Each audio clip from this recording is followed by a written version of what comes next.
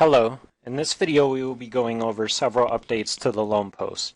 Before we begin, I'd like to mention the majority of the updates we're going to review were implemented to make the system flexible in regards to the types of files it can provide. Primarily at this point you will have seen short sale and loan modification type files. After this update you will start to see other file types being added, such as loan origination and credit repair. The type of file you choose will directly affect the fields available in the client file.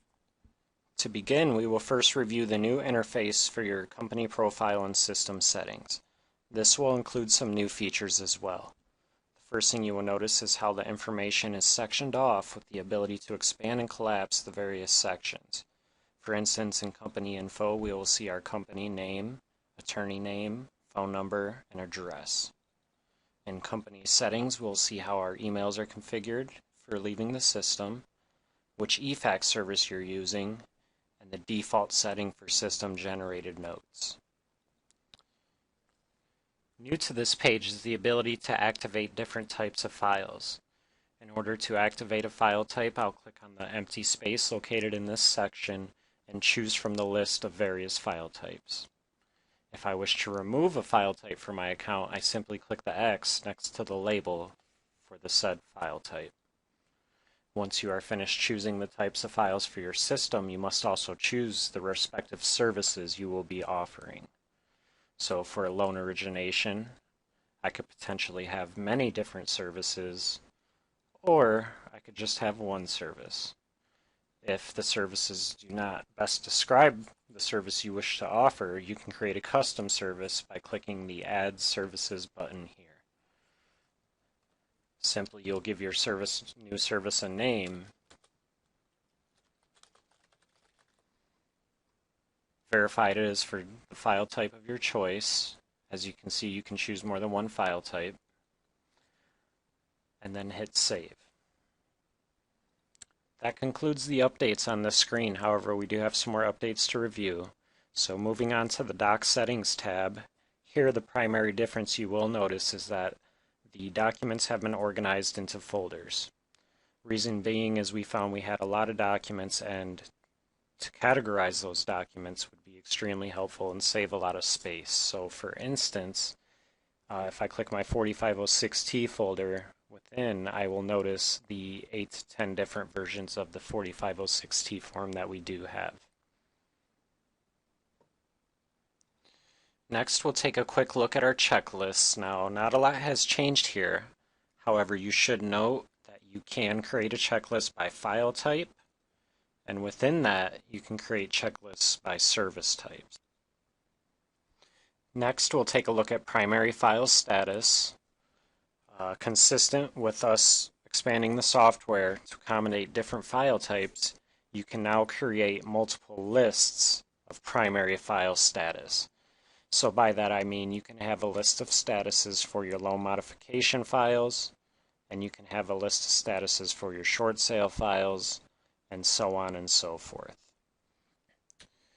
To add a new status, we'll just click the Add New button located next to the file type we want to add a status to. We'll receive a pop-up, and in this pop-up we'll just give our status a name,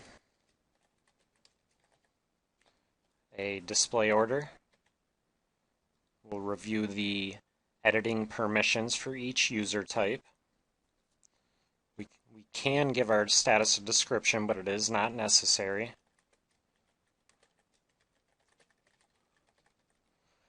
And lastly, we will choose the file type that this status is for. And you'll notice that you can choose more than one file type here.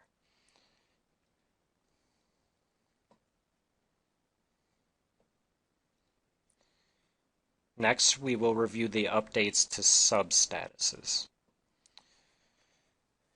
Previously, this list of substatuses used to just be one giant shared list for all of your client files. Now, however, you will see that your substatuses are again separated by file type, and within that, you will see they are separated by categories, which can be expanded and collapsed by clicking on these plus signs and minus signs. To add a new substatus to our lists, we can click the Add New Substatus icon located here. Once we receive the pop-up, we just give our new substatus a name, a display order, and a category. Now you can choose to list all of your existing categories and choose from the predefined list, or if you wish to create a new category, you can simply type it in at this time. The last step would be to choose which file types this substatus will be available for, and then hit Save. Before we wrap up this video, we will take a look at some new manager tools that are in the software.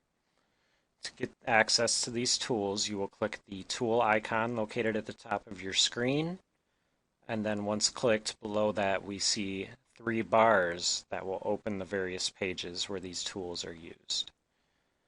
The first bar being Custom User Roles, which simply means you can create the name of the role for your various employees.